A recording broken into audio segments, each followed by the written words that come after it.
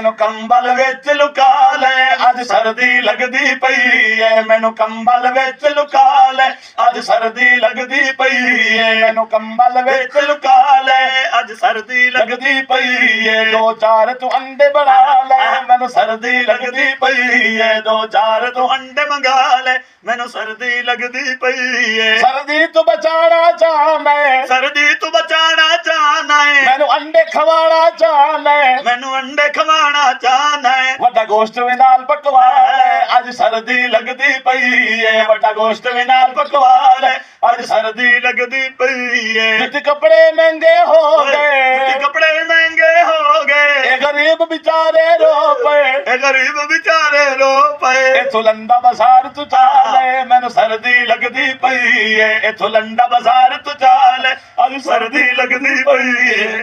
जी ना वीडियो अच्छी लगी लाइक शेयर फॉलो करना ते हुसैनी दीवान ने ते आके जनाब बराटे चक्कर लाजमी लाना है ते फुल सपोर्ट करनी है ते जनाब मिलना है नवी वीडियो दे नाल अल्लाह हाफिज़।